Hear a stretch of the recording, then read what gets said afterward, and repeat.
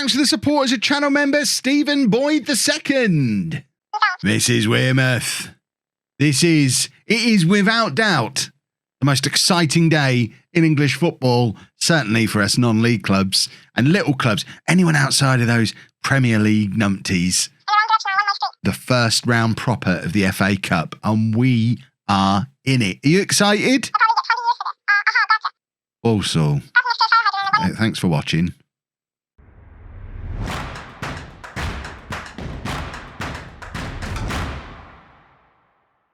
Hello and welcome to part 12 of Homegrown. I'm Kevin. Coming up on today's episode, we have that FA Cup first round tie away against Walsall, and we also play Colville. In fact, we're probably not going to play Colville because it's a stupid game in a stupid cup competition.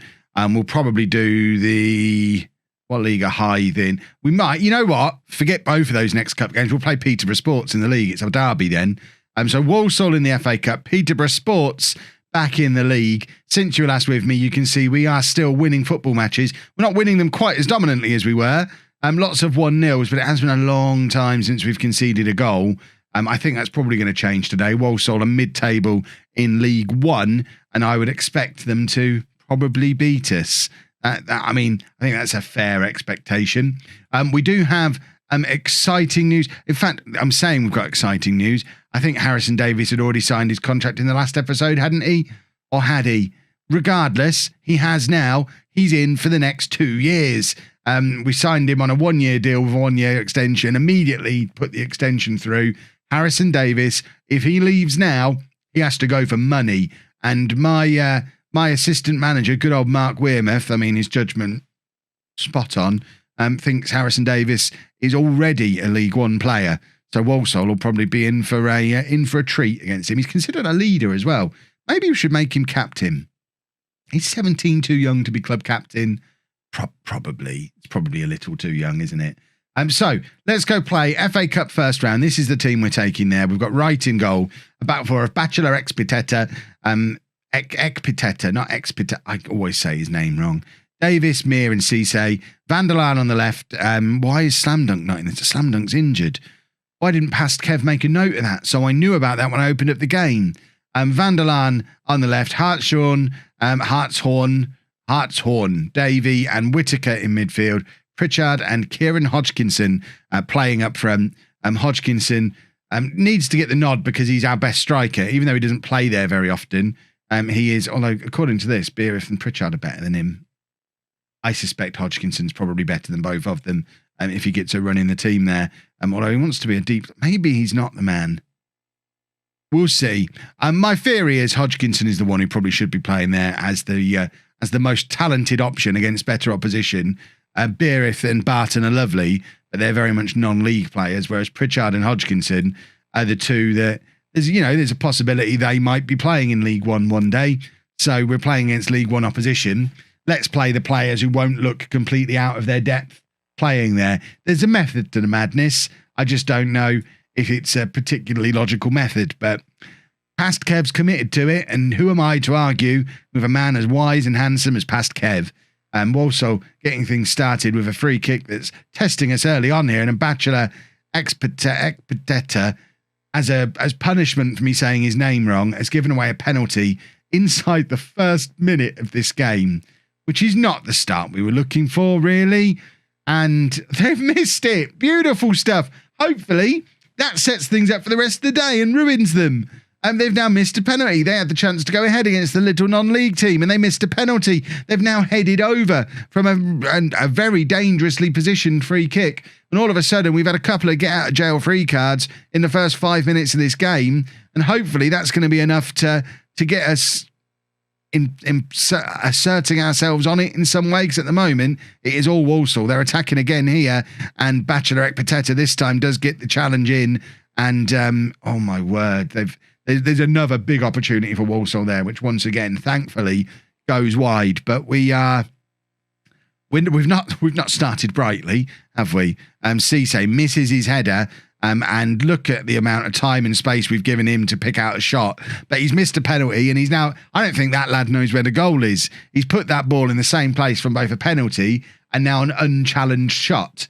And Walsall already on a 1.68 XG by the 15-minute mark, and now things have quietened down. So hopefully they've had their crazy start. They've massively bottled it, and now we can have a go. Whitaker plays it back to Cisse, who crosses, looking for Van der Laan, who nods it down to Pritchard. Pritchard Hodgkinson. Oh, it's offside. Oh, my word. I already feel vindicated in playing those two up front because they look dangerous. But Kieran Hodgkinson, I think, has gone ever so slightly offside, and it is very much touch and go.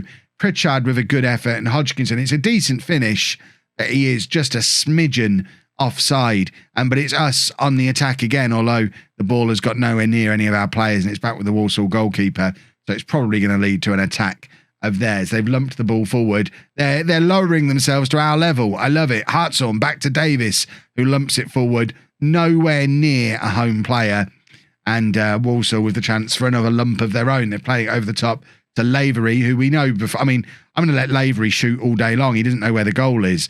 Wright has made a good save there from the effort from Walsall, and they've got another corner, half an hour gone, and it's very much another spell of Walsall having the ball and trying to do a football, and they've messed it up again. Wright makes the save. This is a beautifully balanced game in the FA Cup. Tier 7 home against Tier 3 Walsall. And, I mean, XG says they're thumping us, but the scoreline says otherwise, and we are giving them a run for their money at the moment. We're getting the odd chance here and there, and we're defending very, very well when they come at us. Wright's having a good game in goal, and we're just looking like a good side. Mir tries to make the challenge, and Wright pushes the ball round the post. In fact, he doesn't. I think that's hit the post. Walsall again, architects of their own destruction by not taking the opportunities when they're presented to them. Lavery is in again. My words against him are probably going to stand against me. That's a stunning finish. I mean, if he doesn't run over to the technical area and get in my face after what I said about him before, he's doing it wrong. Because I said I'd let him shoot all day long. We've let him have another shot, and that's one of the best goals you'll see in Football Manager this year. It's a stunningly placed finish, the likes of which we don't see down in Tier 7. It's a little bit unfair that he's doing it. Oh, dear. I thought we'd given another one then, but 1-0 down at half-time on those XGs suggests we still played quite well.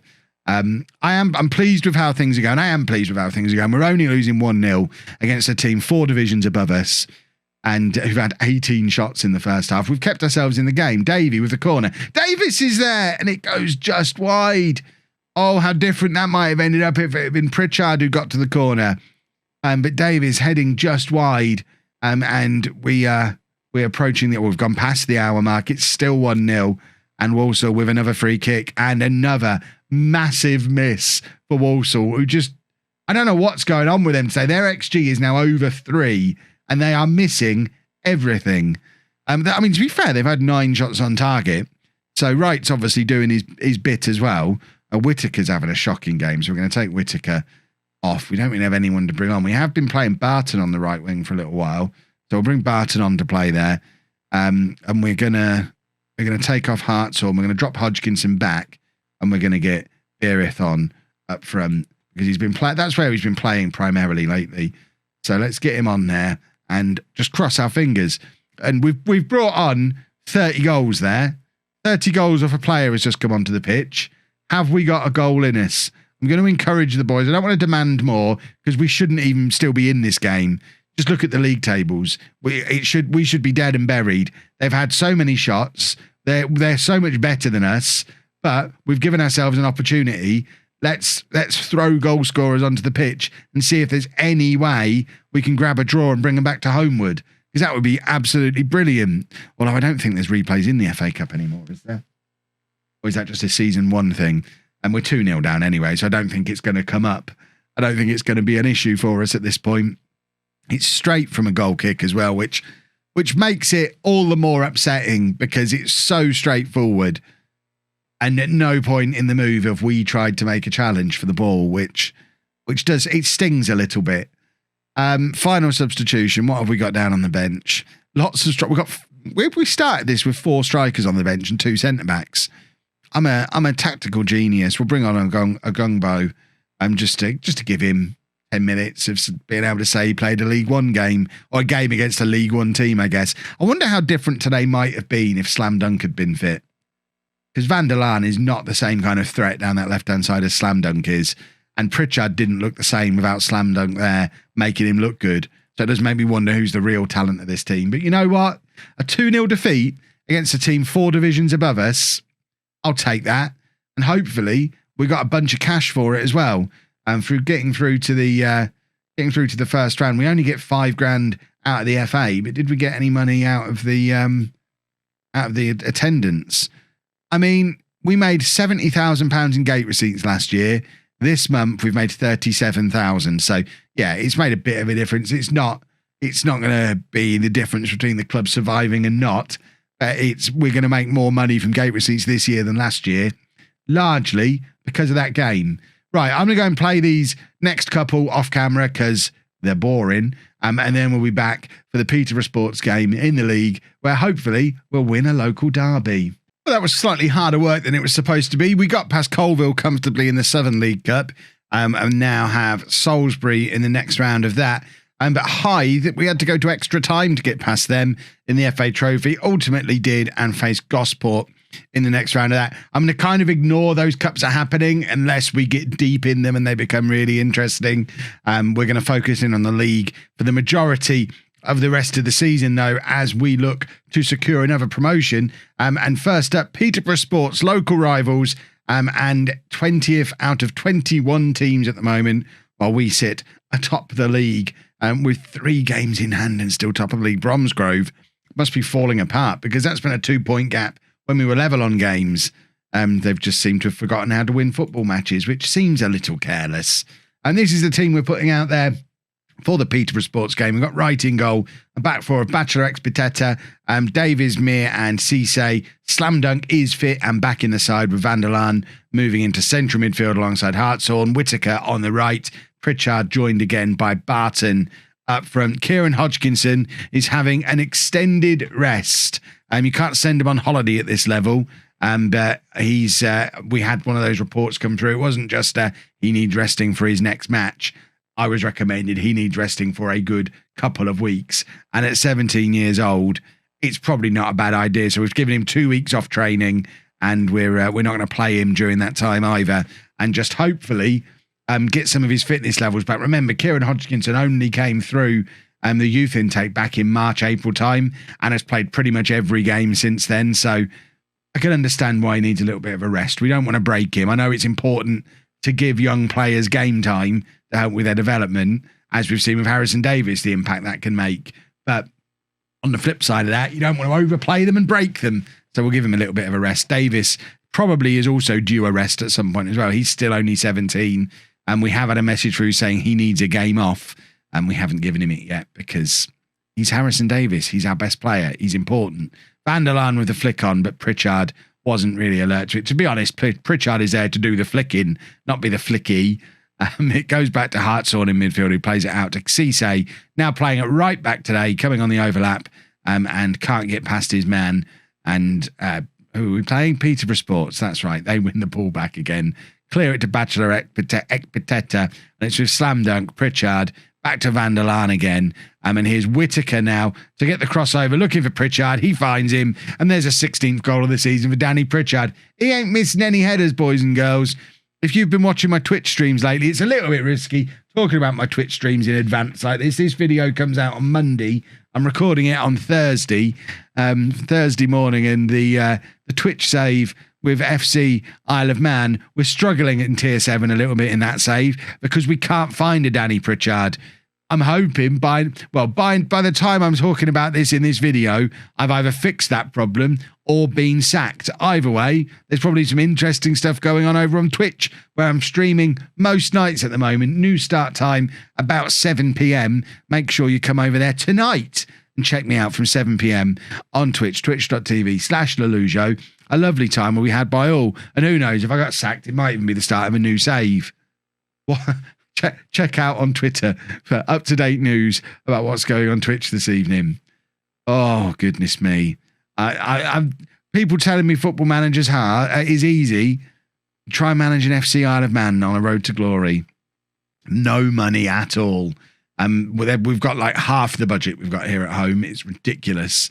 Whitaker can't get the crossover. Hartshorn does pick it up, and Pritchard spraying it out to the left for Bacharach Pateta to cross. Barton's there, a 15th goal of the season for him. It's a lot of fun having three strikers who all score lots of goals. Barton is being outscored by both Beerith and Pritchard at the moment, but back in the team from the start as a striker today, and back in the goals as we go 2-0 up, 27 minutes gone. And this is one of our games in hand, I think. So this is going to start to open up a little gap at the top of the table. 5 points with 2 games in hand.